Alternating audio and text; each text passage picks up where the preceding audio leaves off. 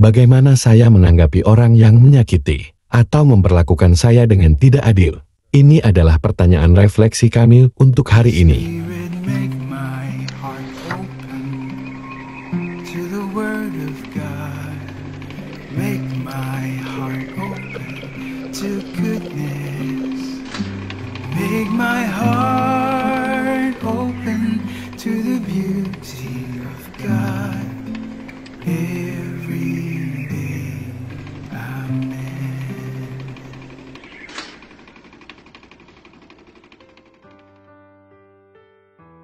Tahukah Anda bahwa Santo Yohanes Paulus yang kedua memaafkan dan bahkan bertemu dengan orang yang akan membunuhnya, Mehmet Ali Agca, di penjara? Santo Paus Jan Paulus yang kedua lahir di Karol Józef Wojtyła pada tahun 1920 di Polandia, menjalani hidup yang dibentuk oleh penderitaan, iman dan cinta yang tak tergoyahkan untuk kemanusiaan. Kehilangan ibunya pada usia 9. Saudara laki-lakinya berusia 12 tahun dan ayahnya sebagai orang dewasa muda. Dia menemukan kekuatan dalam hubungannya yang dalam dengan Tuhan. Terlepas dari kesulitan Perang Dunia II, dia mengejar panggilannya dan diam-diam ditahbiskan menjadi imam pada tahun 1946. Perjalanan Karl dari imamat untuk menjadi Paus non-Italia pertama dalam lebih dari 450 tahun mencerminkan komitmennya yang mendalam untuk menyebarkan Injil. Kepausannya yang berlangsung hampir 27 tahun itu sulit. Tapi jangkauan globalnya, penekanan pada martabat manusia, dan pesan keberanian. Jangan takut membuka pintu lebar untuk Kristus. Pada 13 Mei tahun 1981, Paus Yohanes Paulus yang kedua selamat dari upaya pembunuhan di Saint Peter Square ketika Mehmet Ali Agca menembaknya dari jarak dekat. Secara ajaib dia selamat dari serangan dan menghubungkan keselamatannya dengan perantaraan perawan Maria yang terberkati. Karena kejadian itu berlangsung pada perayaan Bunda Maria dari Fatima, bukannya memendam amarah. Dia mencontohkan ajaran Kristus dalam Lukas 6, 27-38 dengan secara terbuka memaafkan penyerangnya dan kemudian mengunjunginya di penjara. Tindakan belas kasihan ini menutup dunia dan memperkuat keyakinannya pada kekuatan pengampunan dan rahmat ilahi.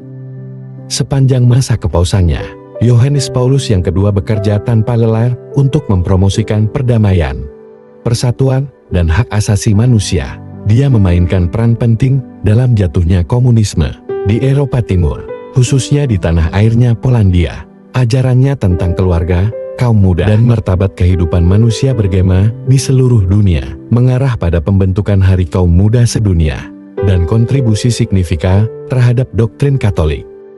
Cintanya pada Ekaristi, dan devosinya kepada Maria, membimbing kepemimpinannya, menginspirasi jutaan orang untuk memperdalam iman mereka. Pesannya jelas, sebuah peradaban yang dibangun di atas cinta dan belas kasihan, bisa mengubah dunia. Saat-saat terakhirnya pada 2 April 2005 diisi dengan doa dan rasa syukur. Sambil berbisik, biarkan aku pergi ke rumah Bapakku. Dunia meratapi kepergiannya dengan jutaan orang bepergian ke Roma untuk berdoa, untuk memberi hormat. Warisan imannya, pengampunan, dan harapan yang tak tergoyahkan tetap hidup, mengarah pada kanonisasinya pada 27 April 2014 oleh Paus Fransiskus. Injil hari ini mengingatkan kita untuk mencintai dan memaafkan. Bahkan ketika itu sulit, Yesus memanggil kita untuk bersikap baik, memberkati mereka yang menyakiti kita, dan memberi tanpa mengharapkan imbalan apapun. Yesus mengajarkan kita untuk memaafkan daripada menghakimi, untuk bermurah hati alih-alih menahan diri. Yesus menjanjikan bahwa cinta dan kebaikan yang kita bagi akan kembali kepada kita dalam kelimpahan yang lebih besar.